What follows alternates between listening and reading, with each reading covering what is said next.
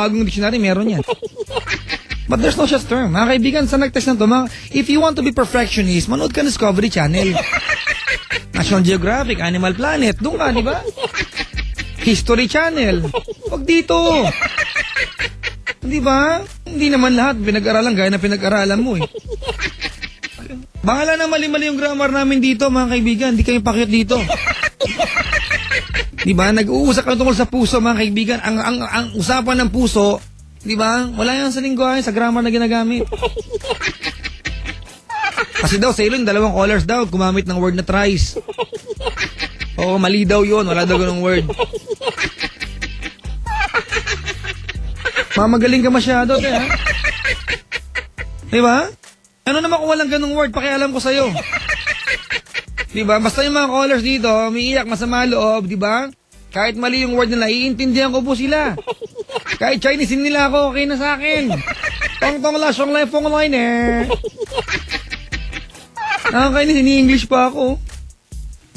I just want to let you know that there's no such word as thrice. We. Parang appear lang yan sa ilon eh. Sa Pinoy lang yan, appear. Wala namang ganyang word eh. Alam ba yan si Elon? Hindi, high five yan, di ba? High five. Pinoy kasi makulit tayo eh. High five! Down here, up here. Down here, up here. Oh, up here, up here. Lumaon, up here, up here. Patanggap-tanggap na siya. Oo, mga kaibigan. Pero salamat sa information ha. Parang erotomania lang yan eh. Galing din sa listener natin. Pero kapatid, if kung feeling mo nagkakamali kami sa word na ginagamit namin, pasensya ka na. Kung naiirita ka. Mayroong grammar kami dito. Basta nag-usap kami tungkol sa puso. Tapos na yung usapan. Yung mga taga-post-production na international, repurposing ng GMA, nakaanda ba si Halvor Michael Tablate and all the listeners from PR Cargo Billing Department. Mga gwardiya sa VXI, sa SM Hybrid Zone, buwan dia na lagi nakikinig.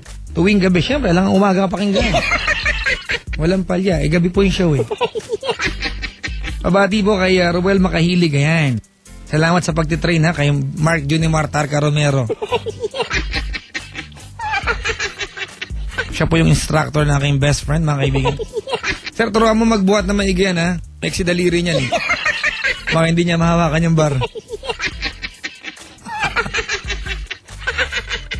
Salamat, sir, mga kaibigan. Ayan, mga nakantabay si Mimi.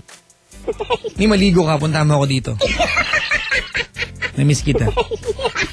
Mga kaibigan, call me over 8326171. I repeat, it's 8326171. Makabago naman, mga kaibigan. Parang daw nakasabihan ng lumang tawa ko. Kamikaze!